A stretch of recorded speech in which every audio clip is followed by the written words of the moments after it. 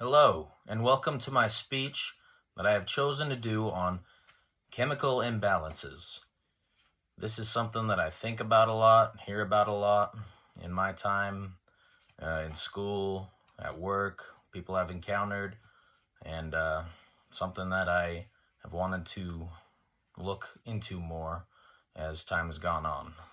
Um, why chemical imbalances did I choose?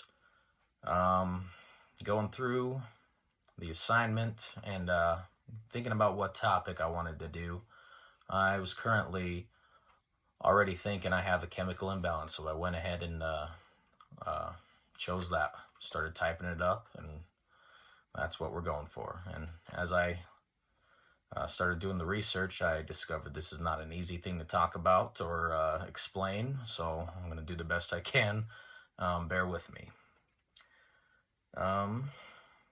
So we have certain neurotransmitters in the body: serotonin, dopamine, GABA, acetylcholine, norepinephrine, and they all serve certain functions in the body, giving us our ability to feel good or relieve stress, have energy, certain things like that. And when one of those things get out of whack, it causes a lot of certain functions, I guess, to not be as effective.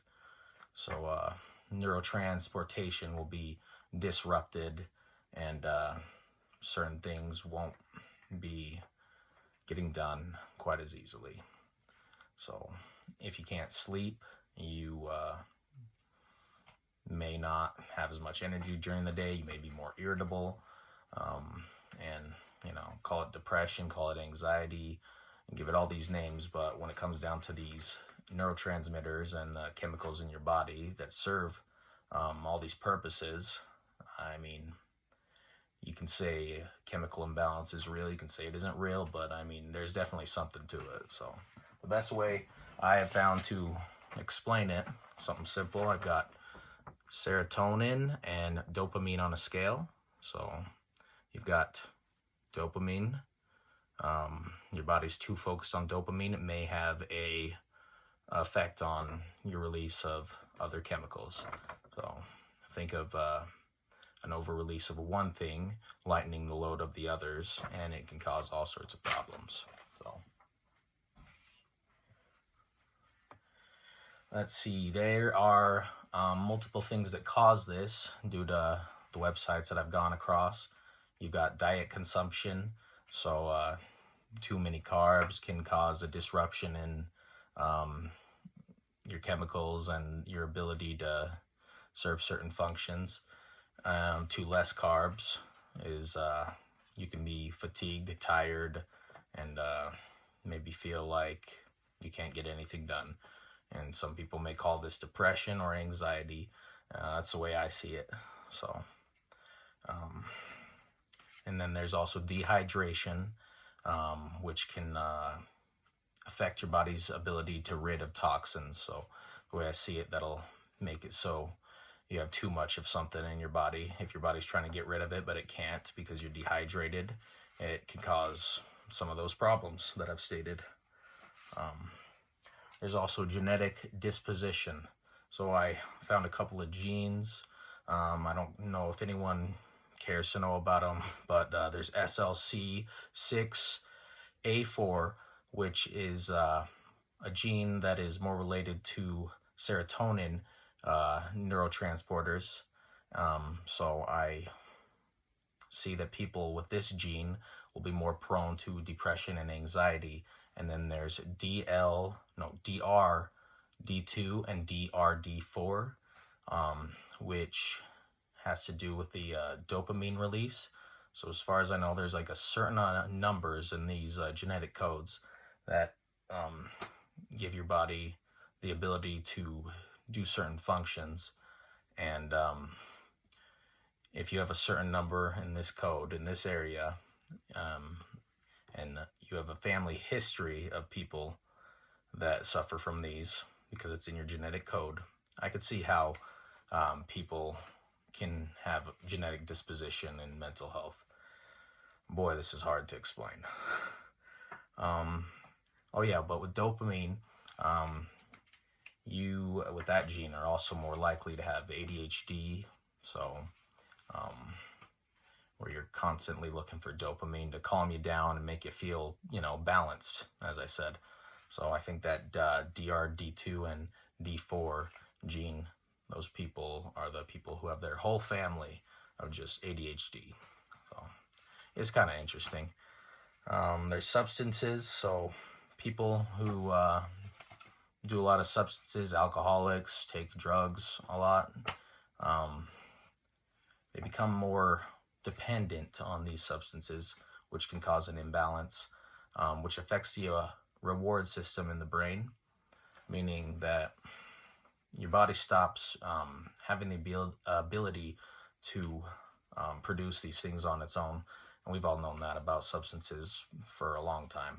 So I'm not surprised to hear that, which that can also cause chemical imbalances. I'm going to go ahead and go with the solutions that I've found. Avoid processed foods. There's higher sugars, higher carbs in these processed foods, and a lot of additives, which can give you an overproduction of those things, slowing down other things. To my best of my ability, high carbs and high sugar can give you anxiety, and a lower amount of it will make it so you don't have energy. Maybe feeling depressed, maybe feeling like you don't want to get anything done. I've been on one of those diets before, and I definitely felt an imbalance. And then you can take supplements. So I like to go to Walmart and check out their supplement selection, because there's vitamin D, vitamin C, there's stuff for cognitive, there's stuff to help you sleep, there's magnesium. I mean, you have everything you'd ever want. There's ashwagandha. Ashwagandha is awesome. If you go to not Whole Foods, but natural grocers, they got everything imaginable. It's a little more pricey, but I mean, if this is something you believe in and this is something you want to try to take on in the future, I'd go ahead and check that place out, because they got everything you'd ever want. It's the biggest selection I've ever seen. And then the other way you could help with this is managing your stress. From the stuff I've looked up, if you're too stressed, you get an overproduction of cortisol, which can cause all kinds of issues. So I'd exercise, do as many hobbies as you can, maybe limit your alcohol and nicotine, find other ways to deal with it. So that's something I would think about. So basically, to summarize, a chemical imbalance is a disruption of the natural flow of neurotransmitters in your body, which help your body do certain functions: sleep, eat, appetite, mood, energy levels, all kinds of stuff like that. And all these things work together. So if you don't have enough of one, it disrupts another. There's no reason, there's no wonder why a lot of people find it hard to be happy and find a certain balance. It gets really complicated. Look at me try to explain this speech. So balance your diet, get all those vitamin minerals, drink lots of water, and limit your alcohol use, or avoid it if you have to. This is about all I can do and explain. Thank you so much for listening. I hope it made sense. Goodbye. Also, guys, I almost forgot. Here are my note cards for this assignment. I'll just slowly go through them.